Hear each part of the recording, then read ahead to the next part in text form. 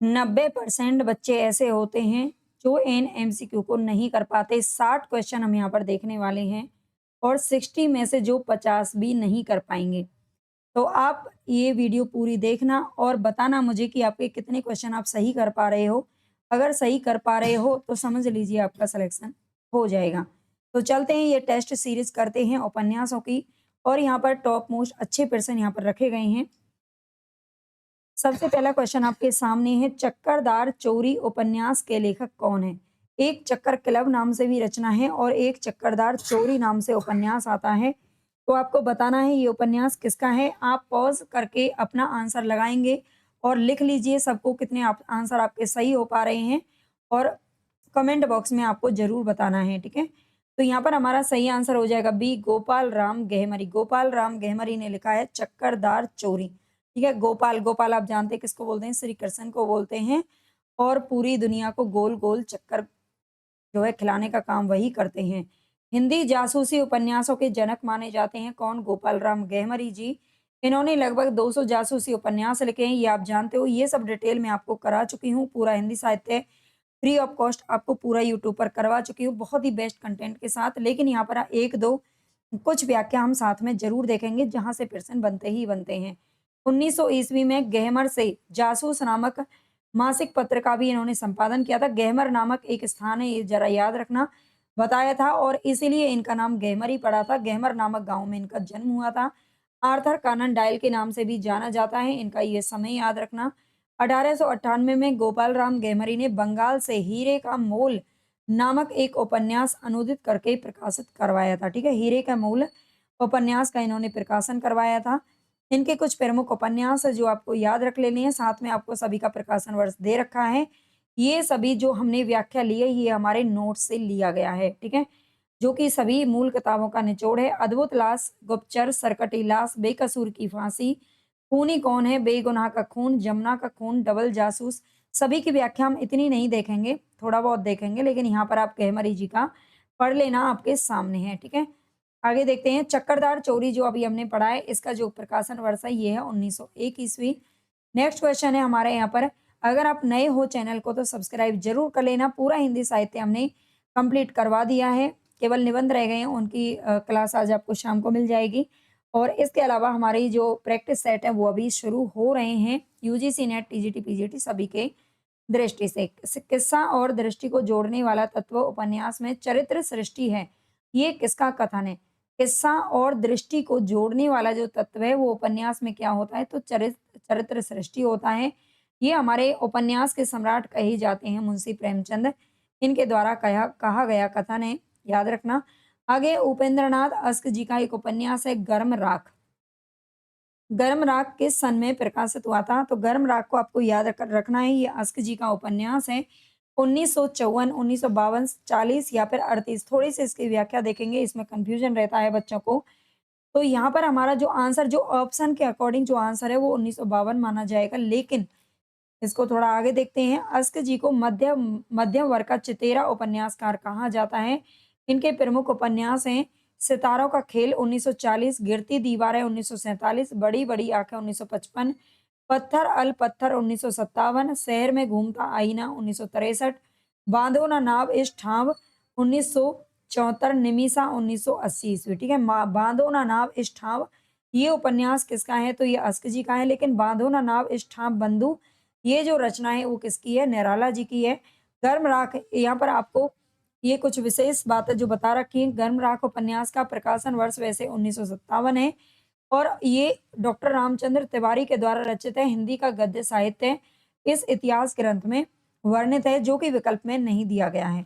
आगे है बाजार के बीच बाजार के खिलाफ, इसकी लेखिका का क्या नाम है? ये उपन्यास किसका है? बाजार के बीच और बाजार के खिलाफ, ठीक है? आपके कितने परसेंट सही हो रहे हैं, ये आपको मुझे कमेंट करके ज़रूर बताना है और ज़्यादा से ज़्यादा क्लास को शेयर भी करना है। अगर आप इसी तरह से फ्री मॉक टेस्ट डेली करना चाहते हो, हम 100% करेंगे अगर आप सपोर्ट करते हैं, ज़्यादा से ज़्यादा देखते हैं तो, ठीक है? यहाँ पर हमारा करेक्ट आंसर हो जाएगा प्रवाह खेतान, बी ऑप्शन सही है। बाजार के बीच बाजार के खिलाफ ये किसके द्वारा लिखा गया है? तो प्रवाह खेतान जी का ये उपन्यास है। ये एक लघु उपन्यास है, ठीक है? ये कैसा है? बाजार के बीच बाजार लघु ही होते हैं, बहुत बड़े-बड़े नहीं होते हैं। तो यहाँ पर हमारा हो जाएगा लघु उपन्यास विधा की ये रचना है। आगे हैं, देखते हैं। प्रभा खेतान ने फ्रांसीसी रचनाकार सिमोन दे बोउआ की पुस्तक दी सेकंड सेक्स का अनुवाद स्त्री उपेक्षिता के कारण काफी चर्चित रही थी। प्रभा खेतान द्वारा रचित उपन्यास यहाँ पर याद रखना है। आओ पेपे घर चले, तालाबंदी, छिन्ना मस्ता, अपने अपने चेहरे और पीली आंधी। पीली आंधी तो आप जानते हो बहुत इंपॉर्टेंट है और बहुत बार पूछा जाता है, क्योंकि पीली आंधी, काली आंधी, है ना, ये कई रचनाएं हैं जो अलग अलग लेखकों के द्वारा लिखे गए हैं। आचार्य हजारी प्रसाद द्विवेदी द्वारा लिखित उपन्यास इनमें से कौन सा है? तो निर्वासिता, पुनर्नवा, बुधुआ की बेटी या फिर निरुपमा।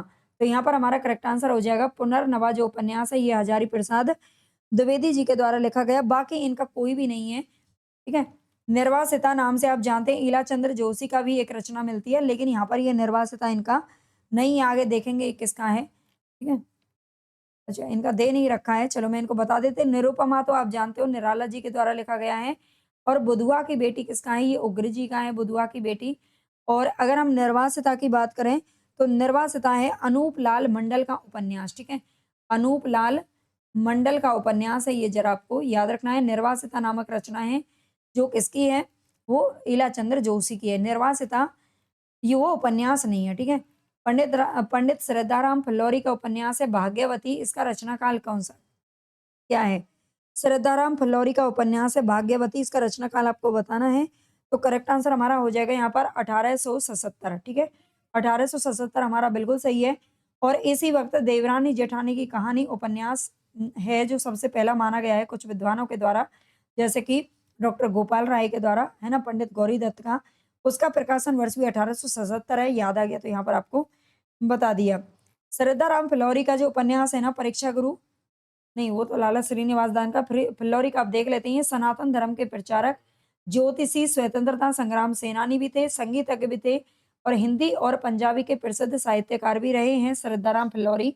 इनके द्वारा एक रचित आरती है जो हम सब अपने घरों में बोलते हैं, ओम जय जगदीश हरे, ठीक है। ये जो आरती है वो किसके द्वारा लिखी गई है? तो श्रद्धाराम फिल्लौरी ने लिखी है।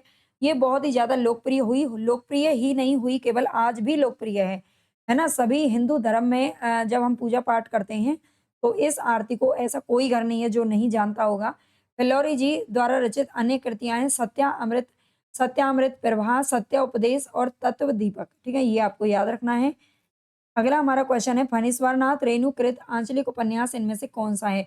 तो फणीश्वरनाथ रेणु का एक ही उपन्यास है इसमें से, मेला आंचल, ठीक है। मेला आंचल इनके द्वारा लिखा गया उपन्यास है, याद रखना। और मेला आंचल कब प्रकाशित हुए थे? ये प्रथम उपन्यास है जो कि आंचलिक उपन्यास के तौर पर जाना जाता है।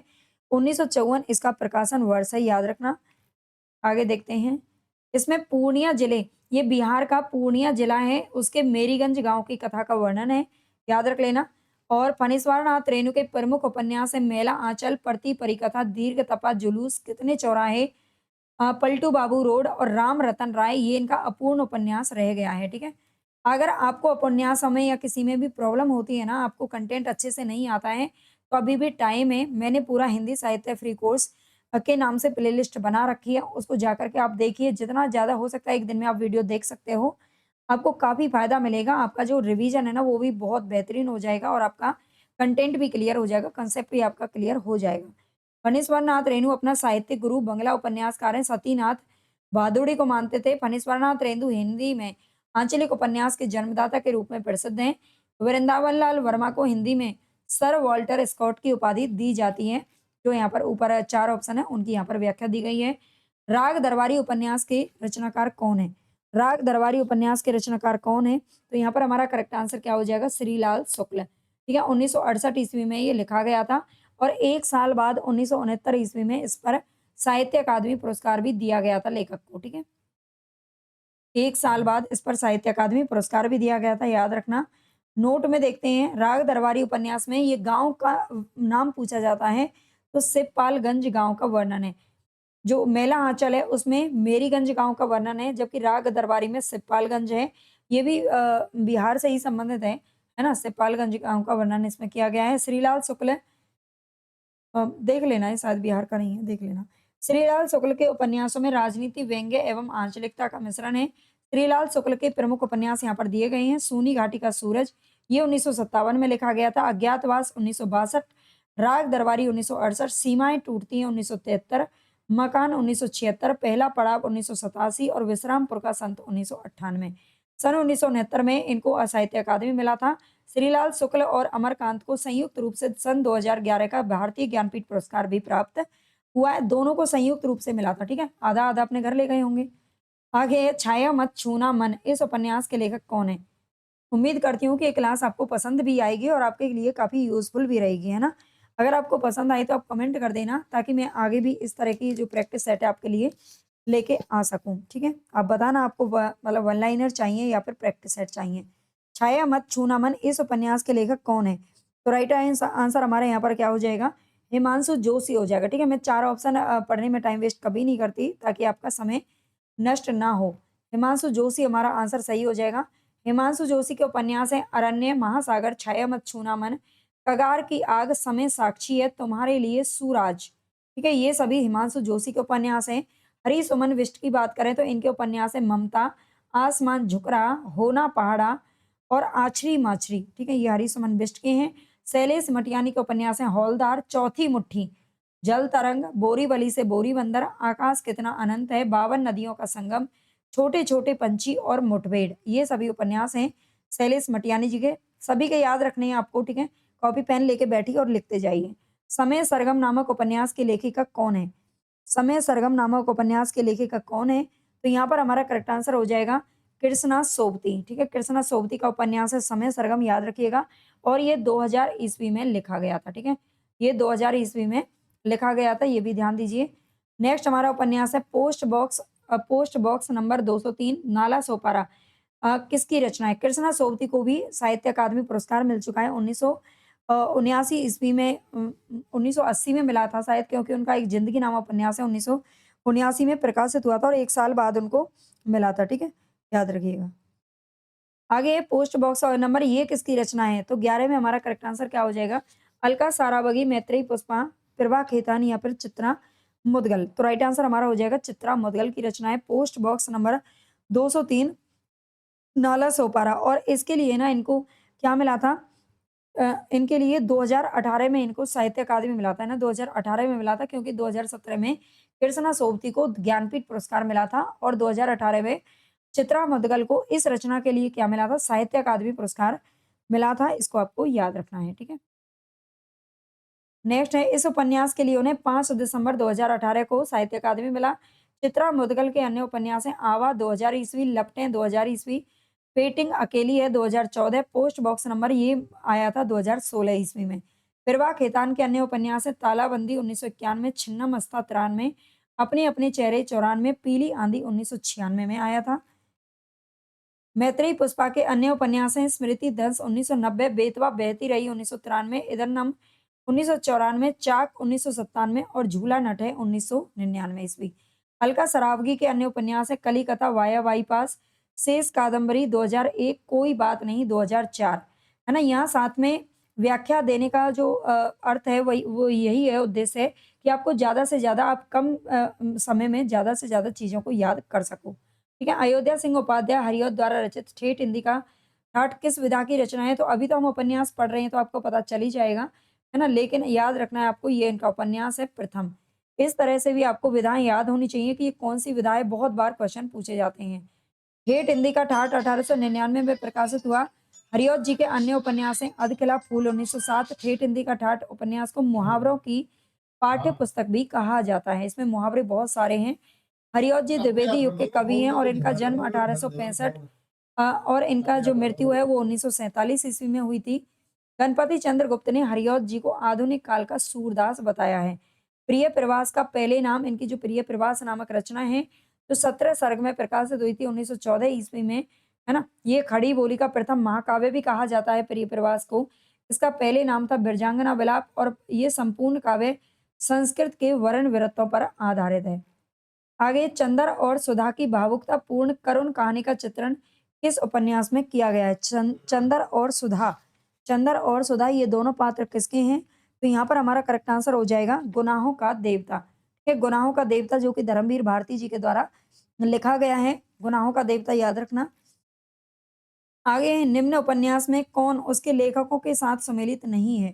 जीनी जीनी बीनी चदरिया, ये अब्दुल बिस्मिल्लाह का है, बिल्कुल सही है। ये जो बुनकर होते हैं ना, बुनकर के जीवन पर आधारित है ना, बुनकर होते हैं जो बुनने का काम करते हैं, कपड़े वगैरह, दरी वगैरह इस तरह के कपड़े बनाते हैं, उनके जीवन पर आधारित है जीनी जीनी बीनी चदरिया।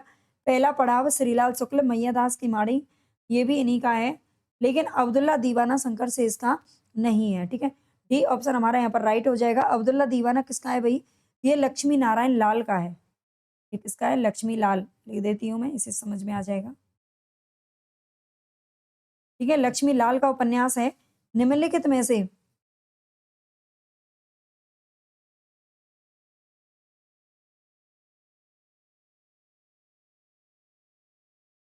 आगे देखते हैं, निम्नलिखित में से उपन्यास और उसमें वर्णित समस्या का एक युग में सुमेलित नहीं है, कौन-सा नहीं है?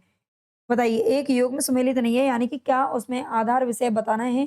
कर्म भूमि, क्या अछूतोद्धार की समस्या है? कायाकल्प, पारलौकिक समस्या, सेवा सदन, वेश्याओं की समस्या है, गबन, दहेज और अनमेल विवाह की समस्या। तो यहाँ पर हमारा 15 में राइट आंसर क्या हो जाएगा भई?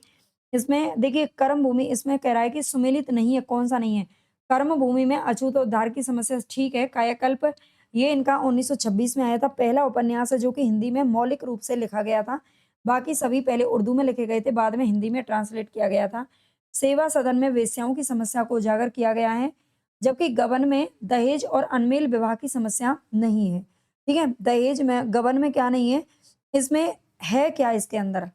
है क्या इसके अंदर? तो मैं बता देती हूँ, मध्यम वर्गीय जो जीवन है ना, मध्यम वर्गीय जीवन की असंगति का यथार्थवादी चित्रण इसमें किया गया है। मध्य वर्गीय जीवन का चित्रण इसमें किया गया है, ये ध्यान रखना। आगे डॉक्टर हजारी प्रसाद द्विवेदी के किस उपन्यास को रैक व आख्यान भी कहा जाता है? इनका कौन-सा उपन्यास है जिसे रैक व आख्यान कहा जाता है? तो यहाँ पर हमारा सही आंसर हो जाएगा, सभी हजारी जी के हैं, अनाम दास का पोथा। ठीक है? अनाम दास का पोथा, ये इसे रैक व आख्यान भी कहा जाता है। देख लेते हैं। इसमें औपनिषदिक युग के परिवेश एवं जीवन पद्धति का चित्रण है और हजारी प्रसाद द्विवेदी सामाजिक सांस्कृतिक धारा के उपन्यासकार हैं। इनके उपन्यास है चारू चंद्रलेख 1963, पुनर्नवा 1973, बाणभट्ट की आत्मकथा 1946। ये सर्वप्रथम विशाल भारत पत्रिका में प्रकाशित हुआ था। ठीक है? बाणभट्ट की आत्मकथा, ये ऐतिहासिक उपन्यास है। याद रखना, ये यूजीसी नेट के सिलेबस में भी है। इसमें 3 प्रमुख पात्र हैं, बाणभट्ट, भट्टिनी और निपुणिका। इसका विषय वस्तु प्रेम का उदात्तीकरण एवं हर्षकालीन सामाजिक, राजनीतिक एवं सांस्कृतिक स्थिति का चित्रण है। आप जो बच्चे ये वीडियो देख रहे हो, उसमें से कितने बच्चे ऐसे हैं जो यूजीसी नेट की तैयारी कर रहे हैं या किस पेपर की आप तैयारी कर रहे हो? अगर आप चाहें तो आप कमेंट बॉक्स में मुझे ज़रूर बताइए, है ना? आगे, प्रेमचंद के किस उपन्यास में नौकरशाही तथा पूंजीवाद के साथ जन संघर्ष का तांडव, ग्रामीण जीवन तथा औद्योगिकरण के दोष का चित्रण किया गया है? प्रेमचंद का कौन सा उपन्यास है जिसमें नौकरशाही तथा पूंजीवाद के साथ संघर्ष का तांडव, ग्रामीण जीवन और औद्योगिकरण के दोष, औद्योगिकरण यानी कि जो मशीनीकरण का युग जो बढ़ रहा है, उद्योग ज़्यादा से ज़्यादा लगाए जा रहे हैं, भूमि को काटा जा रहा है ना? लोगों का जीवन किस तरह से उससे प्रभावित हो रहा है, ये सब दोष इसमें बताए गए हैं। तो यहाँ पर हमारा 17 में राइट आंसर क्या हो जाएगा? सेवा सदन, रंगभूमि, कर्मभूमि या फिर कायाकल्प। तो राइट आंसर हमारा हो जाएगा रंगभूमि, ठीक है? रंगभूमि में ये सारी चीज़ें हैं जो दिखाई गई हैं। रंगभूमि आप जानते हो 1925 ईस्वी में प्रकाशित हुआ था रंगभूमि, और ये मुंशी प्रेमचंद के द्वारा सारे उपन्यास लिखे गए हैं, है ना? कुछ उपन्यास और उनके प्रमुख पात्र दे रखे हैं क्योंकि प्रमुख पात्रों से प्रश्न कहीं भी बनता है। सेवा सदन में सुमन, शांता और कायाकल्प में चक्रधर और अयल्या, गबन में जालपा और रामनाथ, कर्मभूमि में अमरकांत, सकीना, है ना? कर्मभूमि में गोदान में होरी, धनिया, गोबर, सोना और रूपा, मेहता, मालती, ये सब का नाम आता है, ठीक है? रंगभूमि में नहीं बताया है, रंगभूमि में आप जानते हो रंगभूमि में विनय और सोफिया आते हैं और सूरदास का नाम आता है। निम्न में से कौन-सा सुमेलित नहीं है? इनमें से कौन-सा उपन्यास है जो यहाँ पर सुमेलित नहीं है? तो यहाँ पर हमारा करेक्ट आंसर हो जाएगा क्या भई? फिरवा खेतान, अपने-अपने चेहरे, अभी हमने ऊपर पढ़ा था। नासिरा शर्मा का है ठीकरे की मगनी। सूर्यबाला का अग्निपंखी बिल्कुल सही है, लेकिन मुर्दिलागर का एक ज़मीन अपनी इनका नहीं है। ठीक है? एक ज़मीन इनका नहीं है, फिर किसका है भई? फिर किसका है? ये चित्रा मुदगल का उपन्यास है, ठीक है? ये लिखा नहीं है यहाँ पर, लेकिन मैं लिख देती हूँ। ये चित्रा मुदगल का उपन्यास है, एक ज़मीन अपनी, याद रखना। आगे, ग्लोबल गाँव के देवता उपन्यास में सर्वोच्च देवलोक किसे कहा गया है? ग्लोबल गाँव के देवता, सबसे पहले तो ये आपको पता होना चाहिए किसके द्वारा लिखा गया है, तो रणेंद्र के द्वारा लिखा गया है, ठीक है? रणेंद्र ने लिखा है और इसमें सबसे सर्वोच्च देवलोक किसे कहा गया है? तो 19 में हमारा करेक्ट आंसर हो जाएगा न्यूयॉर्क को कहा गया है, ठीक है? न्यूयॉर्क कहाँ पर है? किस देश के अंदर है न्यूयॉर्क? बताइएगा। प्रेम कहानी में उठने वाले सामाजिक अवरोधों की पृष्ठभूमि पर लिखा गया उपन्यास कौन-सा है? प्रेम कहानी में उठने वाले जो सामाजिक बाधाएँ जो आती हैं, उसकी पृष्ठभूमि पर लिखा गया उपन्यास कौन-सा? अगर ये बाधाएँ ना हो पैदा हो ना, तो पता नहीं देश में क्या ही हो जाएगा, है ना? क्या ही हो जाएगा, हर दिन घर टूटेंगे, बिगड़ेंगे और बिखरेंगे, है ना? आगे यहाँ पर हमारा 20 में राइट आंसर क्या हो जाएगा? प्रेम कहानी में उठने वाले सामाजिक अवरोधों में कौन-सा उपन्यास लिखा गया है? नीलू, नीलिमा, नीलूफ़र। हाँ, इसमें सही है ये, है ना? ये हमारा सही है बिल्कुल। नीलू, नीलिमा, नीलोफ़र इसमें भीष्म साहनी जी का उपन्यास है और ये आप जानते हैं 2000 ईस्वी में लिखा गया था और ये सामाजिक अवरोधों पर यानी कि प्रेम कहानी के बारे में इसमें दिखाया गया है। जुलूस की अगर बात करें तो जुलूस आप जानते हैं किसका है? फणीश्वरनाथ रेणु जी का है जुलूस और खुदा सही सलामत है ये रविंद्र कालिया का, मुझे चाँद चाहिए सुरेंद्र वर्मा का उपन्यास है। एक ही कथानायक चेतन उपेंद्र नाथ के कई उपन्यासों का केंद्रीय पात्र है, उनके किस उपन्यास का नायक चेतन नहीं है? गिरती दीवारें, शहर में घूमता आईना, गर्म राख, एक नन्ही कंदील।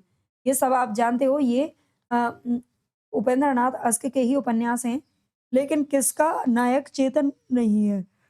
चेतन किसका नाम नहीं है? तो ये गर्म राख में नहीं है जिसका प्रकाशन वर्ष है 1957 अभी हमने ऊपर देखा था, है ना?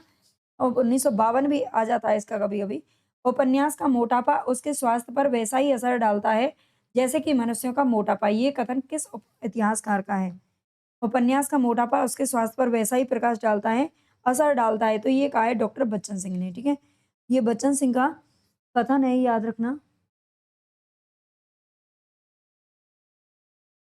यहाँ पर हमारा डी ऑप्शन बिल्कुल राइट हो जाएगा। नेक्स्ट हमारा क्वेश्चन निम्नलिखित में से कौन तमस उपन्यास का पात्र नहीं है? तमस उपन्यास का पात्र इसमें से कौन नहीं है? सबसे पहले तो आपको पता होना चाहिए तमस उपन्यास किसका है? तो ये भीष्म साहनी जी का है। ठीक है, भीष्म साहनी जी का उपन्यास है और ये 1973 ईस्वी में प्रकाशित हुआ था तमस। ये एक ऐसा उपन्यास है जिसमें केवल और केवल 5 दिन की कथा वर्णित है, लेकिन उन 5 दिनों में के सांप्रदायिक दंगे वर्णित हैं, ठीक है?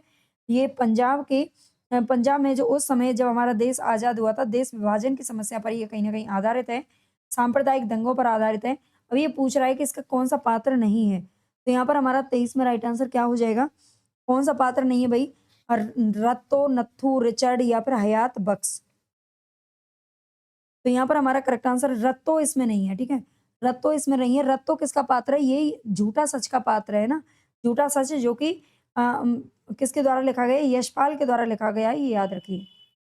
नेक्स्ट उपन्यास है हमारा यहाँ पर निम्नलिखित में से किस उपन्यास में ईस्ट इंडिया कंपनी द्वारा भारत के आर्थिक शोषण और लूट का यथार्थ चित्रण किया गया है? ईस्ट इंडिया कंपनी के द्वारा। तो यहाँ पर हमारा सही आंसर हो जाएगा परीक्षा गुरु। ठीक है, परीक्षा गुरु में ईस्ट इंडिया कंपनी के द्वारा भारत के आर्थिक शोषण और लूट का यथार्थ चित्रण है। ये वही उपन्यास है जिसे शुक्ल जी ने अंग्रेजी ढंग का प्रथम उपन्यास माना है। ठीक है, प्रथम उपन्यास का दर्जा इसको दिया और ये किसके द्वारा लिखा गया है? तो ये लाला श्रीनिवास दास जी के द्वारा लिखा गया है। 1882 इसका क्या है? प्रकाशन वर्ष है। नेक्स्ट है हमारा क्वेश्चन आचार्य हजारी प्रसाद द्विवेदी उच्च कोटि के समीक्षक थे। साथ ही उन्होंने एक उत्तम उपन्यास भी लिखा, उसका नाम क्या था? तो यहाँ पर तो एक ही उपन्यास है जो कि हजारी प्रसाद द्विवेदी जी का दिखाई दे रहा है और वो है बाण भट्ट की आत्मकथा जिसका प्रकाशन वर्ष है 1946 ईस्वी और ये ऐतिहासिक उपन्यास माना जाता है। ठीक है, 25 में हमारा आंसर सही हो गया। नेक्स्ट है निम्नलिखित में से आंचलिक उपन्यास की कौन सी विशेषता नहीं है? आंचलिक उपन्यास की कौन सी विशेषता नहीं है? स्वाधीनता आंदोलन का चित्रण करना, आंचलिक लोक जीवन एवं रीति रिवाजों का चित्रण करना, आंचलिक जनजीवन का चित्रण है आंचलिक। तो देखिए आंचलिक से संबंधित है तो ये तो सब सही है लेकिन इसमें स्वाधीनता आंदोलन का चित्रण नहीं किया जाता है, ठीक है? ए ऑप्शन हमारा यहाँ पर सही हो जाएगा। इसमें आंचलिक का अर्थ होता है जो देहाती ग्रामीण जो लोक समाज है उसके बारे में बताना, ठीक है? देशद्रोही उपन्यास के उपन्यासकार कौन है? देशद्रोही उपन्यास किसका है? बाल मुकुंद गुप्त, रामवृक्ष बेनीपुरी, यशपाल या फिर विष्णु प्रभाकर। तो यहाँ पर हमारा करेक्ट आंसर हो जाएगा यशपाल। देशद्रोही, दिव्या, दादा कामरेड, पार्टी कामरेड, ये सभी उपन्यास यशपाल जी के द्वारा लिखे गए हैं। परीक्षा गुरु के नायक का क्या नाम है? परीक्षा गुरु जो लिखा है वो लाला श्रीनिवास दास ने लिखा है, लेकिन इसके नायक का नाम है मदन मोहन और जो ब्रज किशोर है ना वो इसका क्या है? मित्र है ना? मित्र है और मित्र भी कैसा है? मित्र वकील है। वकील जब मदन मोहन किसमें फंस जाता है मतलब कोर्ट कचहरी के चक्कर में फँस जाता है तो ब्रज किशोरी इसे बचाता है जिसे वो अपना दुश्मन समझता था पहले। ऊषा प्रियमवदा के उपन्यास है 55 खंबे लाल दीवारें, इसकी नायिका कौन है? इस तरह के क्वेश्चन आपके परीक्षा में देखने को मिलेंगे, है ना? अगर आपको ये क्लास अच्छी लग रही है ना तो कमेंट तो करना ही है, हाइप कर देना और टेलीग्राम चैनल को भी जॉइन कर लेना, वहाँ पर बहुत सारी पीडीएफ पूरा हिंदी साहित्य आपको पीडीएफ में के रूप में मिल जाएगा और बाकी तो आप जानते ही हो यूट्यूब पर भी आपको बहुत कुछ करवाया जा रहा है। जो बच्चे नए हैं उनको एक बार बता दिया करो जो पुराने बच्चे हैं। आगे 55 खंबे लाल दीवारें की नायिका कौन है? तो यहाँ पर हमारा सही आंसर हो जाएगा सुषमा, ठीक है? सुषमा का है ये और ये है किसका उपन्यास? देखते हैं। 55 खंबे लाल दीवारें 1961 ईस्वी में लिखा गया उपन्यास है और जिसकी नायिका का नाम है सुषमा। ये प्रसिद्ध एवं बहुचर्चित उपन्यास है जिसमें एक भारतीय नारी की सामाजिक एवं आर्थिक व्यवस्थाओं से उत्पन्न कुंठा एवं यंत्रणा का सजीव अंकन किया गया है और इनके अन्य उपन्यास हैं रोकोगी नहीं राधिका, प्रकाशन वर्ष दे रखा है, शेष यात्रा, अंतर्वसी, भय, कबीर, उदास और नदी। नदी 2013 में आया था। मध्यम वर्ग का चितेरा उपन्यासकार किसे कहा जाता है? तो आपको अगर थोड़ा-सा अच्छे से आप बिल्कुल पूरा फ़ोकस करके पढ़ रहे हो ना, तो इसका आंसर आप लगा दोगे, क्योंकि ऊपर व्याख्या में हमने पढ़ा था, ये है उपेंद्रनाथ अस्क जी का। ठीक है? मध्यम वर्ग का चितेरा कवि कहा जाता है, चितेरा उपन्यासकार उपेंद्रनाथ अस्क को। कौन-सा एक उपन्यास है जो पूरी तरह से किसान जीवन पर केंद्रित है?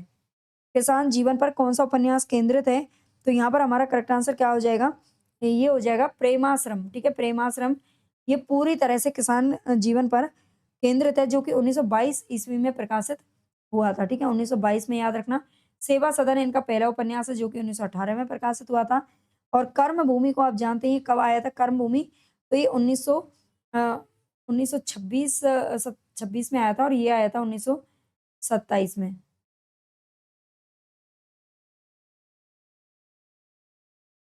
एक बार देख लेना, कर्मभूमि में थोड़ा-सा डाउट है।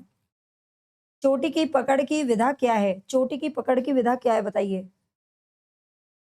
चोटी की पकड़, तो अभी तो हम उपन्यास पढ़ रहे हैं, हमारा हो जाएगा ये और निराला जी के द्वारा लिखा गया है चोटी की पकड़ और ये इनका ये भी ध्यान रखना है, ये इनका अपूर्ण उपन्यास है। चोटी की पकड़ क्या है? इनका अपूर्ण उपन्यास है। सोया हुआ जल उपन्यास की विषय वस्तु निम्नलिखित में से किसके साथ संबंधित है? सोया हुआ जल उपन्यास। सोया हुआ जल उपन्यास सबसे पहले तो यही आपको पता होना चाहिए कि ये किसके द्वारा लिखा गया है? सोया हुआ जल।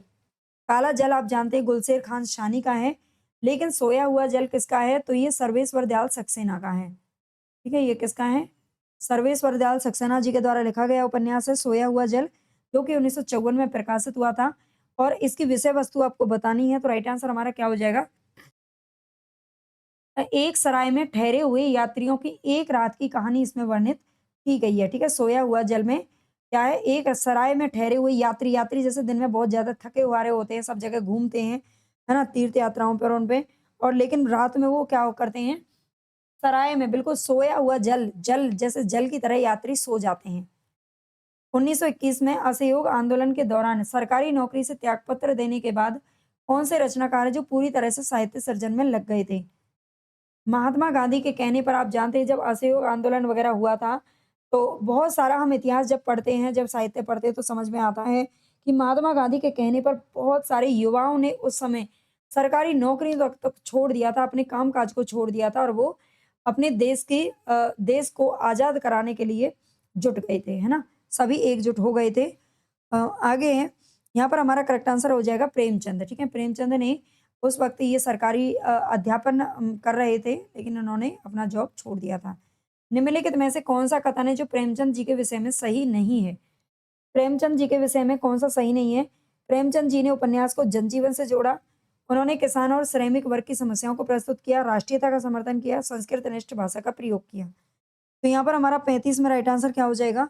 इसमें डी ऑप्शन हमारा सही होना चाहिए क्योंकि उन्होंने संस्कृतनिष्ठ भाषा का प्रयोग नहीं किया बल्कि जो लोक भाषा है उसी का प्रयोग किया है। चितकोबरा उपन्यास के लेखिका का क्या नाम है? चितकोबरा उपन्यास के लेखिका क्या नाम है? तो यहाँ पर हमारा करेक्ट आंसर क्या हो जाएगा? ये मृदुला गर्ग का उपन्यास है चितकोबरा, ठीक है? और ये 1979 ईस्वी में प्रकाशित हुआ था, ये भी ध्यान रखना। आगे है और ये जो उपन्यास है ना चितकोबरा, इस उपन्यास में नारी और पुरुष के संबंधों के बारे में दर्शाया गया है, ठीक है? नारी और पुरुष के संबंधों के बारे में और कैसे हमारा जो समाज है वो नारी और पुरुष के प्रति एक अलग भाव रखता है, अलग दृष्टि से देखता है दोनों को, उसका वर्णन वहाँ पर किया गया है।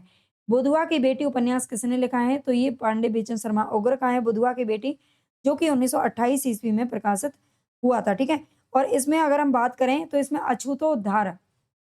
अछूतोद्धार की समस्या का ज़िक्र किया गया है, ठीक है? अछूतों के उद्धार का समस्या का ज़िक्र इसमें किया गया है, याद रखना। देवकीनंदन खत्री द्वारा लिखित चंद्रकांता किस प्रकार का उपन्यास है?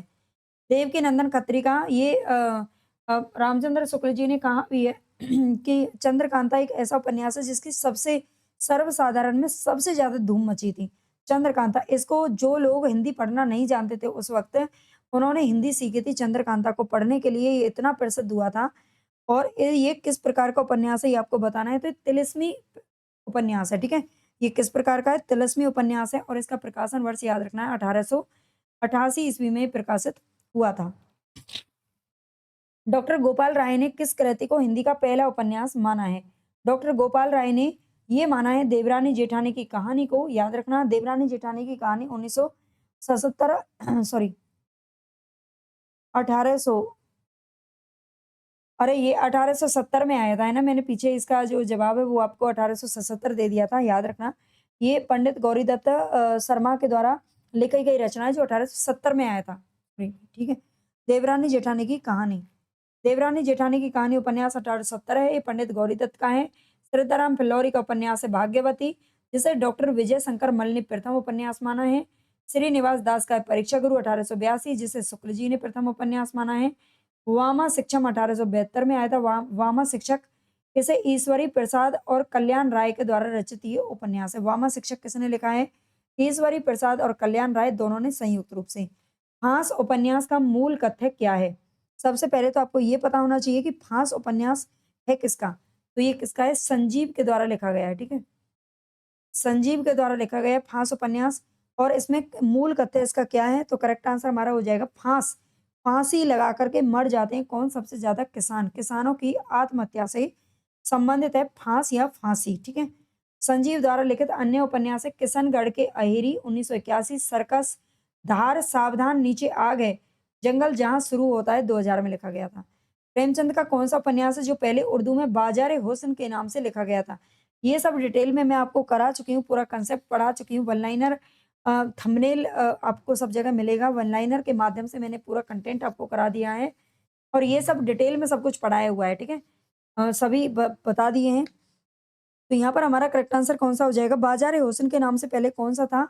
बाज़ार हुस्न। आप जानते हो वेश्याओं के जीवन पर आधारित है बाज़ार हुस्न। तो यहाँ पर हमारा हो जाएगा ये अ, सेवा सदन, ठीक है? सेवा सदन, सेवा की जाती है वेश्याओं के द्वारा, है ना? उन मर्दों की जो मतलब इधर-उधर भटकते रहते हैं, जो बहुत बेकार होते हैं। आगे मन्नू भंडारी कृत महाभोज उपन्यास का प्रथम प्रकाशन वर्ष बताइए। मन्नू भंडारी कृत जो महाभोज है, इसका उपन्यास का प्रथम प्रकाशन वर्ष कौन-सा है? प्रथम, है ना? प्रथम क्या है बल्कि एक ही बार प्रकार महाभोज पहले उपन्यास और ये नाटक के रूप में भी लिखा गया था। तो यहाँ पर हमारा 42 में राइट आंसर कौन-सा हो जाएगा? मन्नू भंडारी जी का कब लिखा गया था? 1979 ईस्वी में प्रकाशित हुआ था। 42 में हमारा करेक्ट आंसर क्या हो जाएगा भई? 1979 ईस्वी में ही प्रकाशित हुआ था, ठीक है?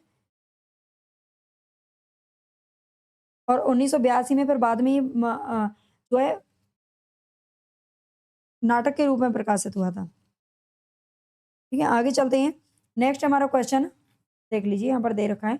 1979 है और महाभोज सर्वप्रथम उपन्यास के रूप में 1979 में आया था और फिर इसे नाटक के रूप में 1983 और 82 दोनों ही मिलता है अलग-अलग जगह पर।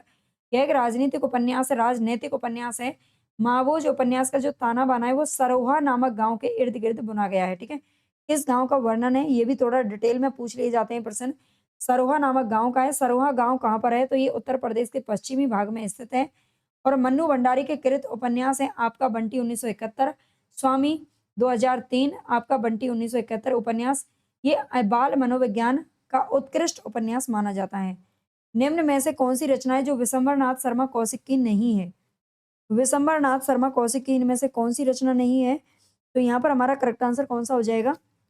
देखो बेकारिनी इन्होंने ही लिखा है और माँ भी इन्होंने ही लिखा है। चित्रशाला भी किसका है? चंद्रकांता।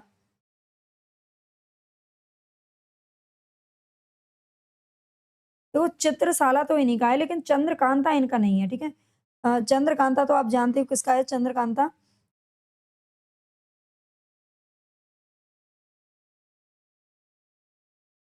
चंद्रकांता तो बताने की जरूरत नहीं है, ये देवकीनंदन खत्री का उपन्यास है, ठीक है।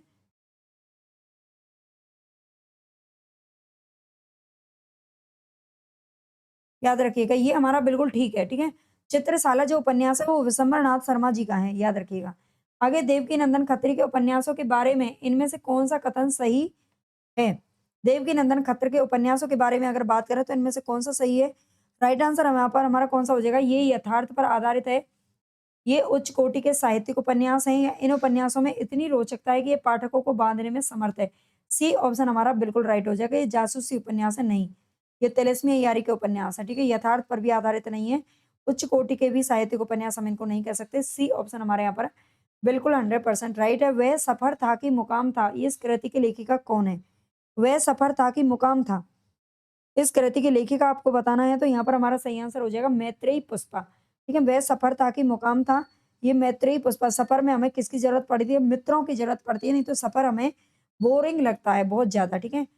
मैत्रेयी पुष्पा के अन्य उपन्यास हैं स्मृति दंश, बेतवा बहती रही, इधर चाक, झूला नट, अलमा कबूतरी, कहे ईश्वरी, फाग और त्रियाहट। आगे, भारतेंदु कालीन किस उपन्यास से आधुनिकता की शुरुआत मानी जाती है? भारतेंदु कालीन किस उपन्यास से आधुनिकता की शुरुआत मानी जाती है? तो ये परीक्षा गुरु से मानी जाती है, जो कि 1882 में आया था, आप जानते हैं। रानी केतकी की कहानी इंशा अल्लाह खान की रचना है। 100 अजान एक सुजान किसका है? बालकृष्ण भट्ट का है। 100 अजान एक सुजान, है ना। और चंद्रकांता किसका है? देवकीनंदन खत्री का है। आगे, 30, 40, 50 उपन्यास के लेखक कौन है? 30, 40 और 50 ये उपन्यास है ना। विधा जरूर याद रखना 30, 40, 50 की। और ये उपन्यास है किसका? तो करेक्ट आंसर हमारा हो जाएगा यहाँ पर प्रभाकर माचवे, ठीक है। 30, 40, 50 किसका है? प्रभाकर माचवे का है। इनके अन्य उपन्यास है परंतु, क्षमा और सांचा। जबकि केशव प्रसाद मिश्र का उपन्यास है कोबर की शर्त। और राजेंद्र प्रसाद लिखित उपन्यास है उखड़े हुए लोग, सारा आकाश, शह और मात कुल्टा, मुखर चिंतन।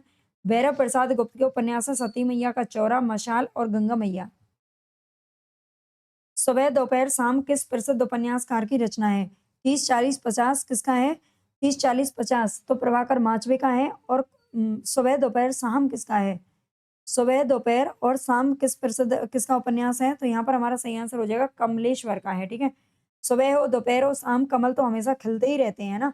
कमलेश्वर के अन्य उपन्यास है एक सड़क, 57 गलियां, तीसरा आदमी, डाक बंगला, समुद्र में खोया हुआ आदमी, काली आंधी, आगामी अतीत, रेगिस्तान, लौटे हुए मुसाफिर, वही बात, एक और, चंद्रकांता, कितने पाकिस्तान, अंतिम सफर। ये इनका जो कितने पाकिस्तान है, ये भारत विभाजन पर आधारित है।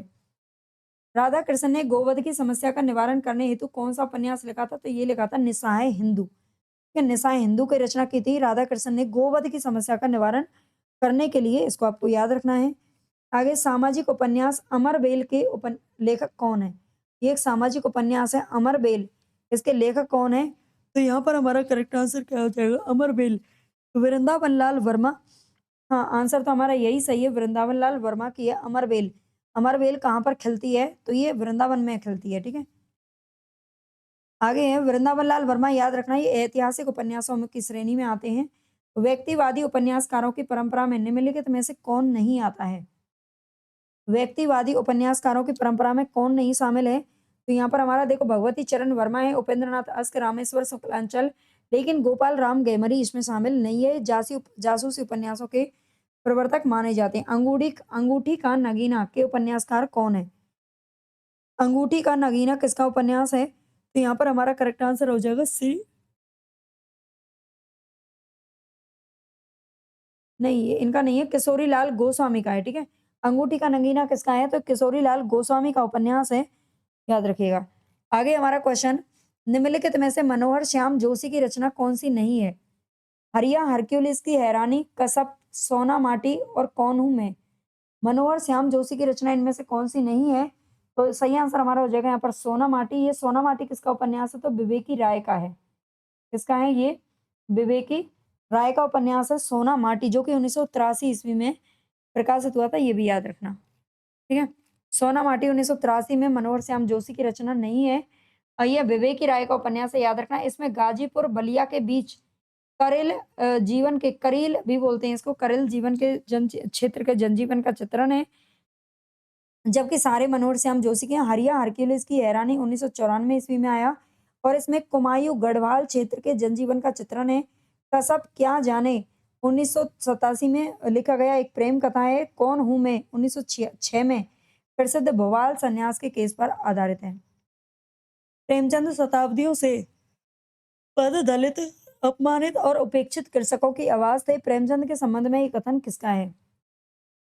प्रेमचंद शताब्दियों से पद दलित, अपमानित और उपेक्षित कृषकों की आवाज थे। ये कथन किसका है? तो यहाँ पर हमारा सही आंसर हो जाएगा आचार्य हजारी प्रसाद द्विवेदी। आजकल जिसे लिव इन रिलेशनशिप कहा जाता है ना, जो शादी से पहले रहते हैं लड़का लड़की एक साथ, उसको बोलते हैं लिव इन रिलेशनशिप। उस व्यवस्था का संकेत प्रेमचंद के किस उपन्यास में मिलता है? तो ये मिलता है भाई गोदान में। और गोदान में जो गोबर और झुनिया है ना, वो दोनों क्या रहते हैं? लिव इन रिलेशनशिप में रहते हैं। आगे है, डॉक्टर रामविलास शर्मा के अनुसार हिंदुस्तानी किसानों के जीवन की वृत्तरई है। रामविलास शर्मा जी के अनुसार हिंदुस्तानी किसानों के जीवन की वृत्तरई कौन से उपन्यास माने जाते हैं? रंगभूमि, ये सारे ही उपन्यास किसके हैं? तो प्रेमचंद जी के हैं, ये ध्यान रखना। और यहाँ पर हमारा करेक्ट आंसर क्या हो जाएगा?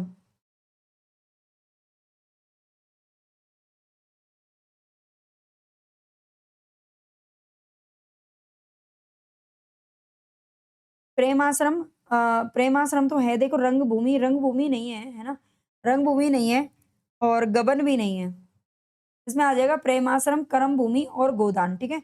ये हिंदुस्तानी किसानों, ये आप जानते हैं तीनों के तीनों किसानों से संबंधित हैं, ठीक है? किसानों की जो है इसमें व्यथा दिखाई गई है, ठीक है? गंगोली गाँव में किस उपन्यास की कथा भूमि दिखाई गई है? गंगोली गाँव में आधा गाँव, राग दरबारी, रंगभूमि। राग दरबारी में तो आप जानते हैं शिवपालगंज का वर्णन है, अभी हमने पीछे पढ़ा भी है ना? शिवपालगंज का वर्णन है। रंगभूमि अलग-अलग वैतरणी। तो गंगोली गाँव किसमें है? तो राइट आंसर हमारा हो जाएगा आधा गाँव, जो कि राही मासूम रजा के द्वारा लिखा गया है और वो एक आंचलिक उपन्यासकार माने जाते हैं। ठीक है? यहाँ पर इनके दे रखे हैं सारे उपन्यास, आप पढ़ लीजिए। ये राही मासूम रजा का है। गाजीपुर जिले के गंगोली गाँव के सैयद मुसलमानों की कथा इसमें अ, वर्णित है और राही मासूम के अन्य उपन्यास हैं आधा गाँव, टोपी शुक्ला, हिम्मत जौनपुरी, ओस की बूंद, दिल एक सादा कागज, सीन 75, कटरा भी आरजू। राग दरबारी उपन्यास श्रीलाल शुक्ल का है। अलग अलग वैतरणी किसका है? शिव प्रसाद सिंह का। और काला पहाड़ उपन्यास भगवान दास मोरवाल का है। काला पाद पहाड़, काला जल किसका है? गुलशेर खान शानी का है। गरीबी और जहालत इस रोग के दो कीटाणु हैं, मेला आंचल में, ये वाक्य किसका है? वाक्य यहाँ पर आ गया है कमला, ममता, अनिल कुमार बनर्जी या फिर प्रशांत। तो यहाँ पर हमारा सही आंसर हो जाएगा डॉक्टर प्रशांत। ये प्रशांत हैं जो रिसर्च कर रहे थे, ठीक है? इसके बारे में आप एक बार चाहें तो पढ़ लीजिए। आगे प्रकाशन वर्ष के अनुसार सही आरोही क्रम कौन-सा है? आरोही का मतलब होता है सबसे पहले किसका प्रकाशन वर्ष आएगा और सबसे बाद में किसका आएगा। प्रकाशन वर्ष के आधार पर ही आप लगा पाओगे। ठीक है? तो प्रेमाश्रम, रंगभूमि, कायाकल्प, निर्मला। निर्मला तो 1927 में आया था। रंगभूमि 1925 में आया था। कायाकल्प 1926 में आया था। ठीक है? यहाँ पर आपको सारे मिल जाएँगे और इसके अलावा इसमें कौन-सा है? तो सबसे पहले तो देखो इसमें प्रेमाश्रम आएगा। प्रेमाश्रम तो एक में ही दे रखा है, तो यही हमारा आंसर सही हो गया। प्रेमाश्रम 1922 में आया था और इसके बाद आया था रंगभूमि 1925, कायाकल्प 1926 और निर्मला 1927। ये यहाँ पर आपको दे रखा है, आप पढ़ लेना। काला जल का कथानक किस समस्या से संबंधित है? काला जल आप जानते हो राही मासूम रजा का है और इसका जो कथानक है वो किस समस्या से संबंधित है? तो यहाँ पर हमारा करेक्ट आंसर क्या हो जाएगा? काला जल किससे संबंधित है? तो ये स्त्री उत्पीड़न से संबंधित है, ठीक है? काला जल किससे संबंधित है? स्त्री और उत्पीड़न से संबंधित है। इनके अन्य काला जल, सांप और सीढ़ी, नदियाँ और सीपियाँ, कस्तूरी, पत्थरों में बंद आवाज़ आदि शानी के चर्चित उपन्यास हैं। अब आपके कितने परसेंट सही हुए हैं मुझे कमेंट करके ज़रूर बताना। अगर आपको हिंदी साहित्य के नोट्स चाहिए तो आप मुझे संपर्क कर सकते हैं इस नंबर पर। पीडीएफ भी आपको मिल जाएगी, पूरी पीडीएफ अगर आपको लेनी है। पूरा हिंदी साहित्य जो कि मूल किताबों का निचोड़ है। अगर आपको रिव्यू देखना है तो आप मुझसे डेमो माँगने की बजाय आप क्लासेस देख लीजिए। हाँ, कुछ क्लासेस मैंने नोट से कराई हैं, कुछ नहीं कराई हैं, सभी नहीं कराई। आदिकाल से रीतिकाल तक नहीं कराया था, वो अलग से है ना? अगर आप लेना चाहते हैं तो ये ले सकते हैं। इसमें पंक्तियाँ वगैरह, कथन वगैरह सब कुछ इंक्लूड हो जाएगा, ठीक है? और काव्य शास्त्र के नोट्स भी हैं इसके साथ। और इसके अलावा आप टेलीग्राम चैनल जॉइन कर लेना, वहाँ पर आपको क्या मिलेगा मतलब बाकी की पीडीएफ वगैरह सब कुछ इन्फॉर्मेशन मिल जाती है।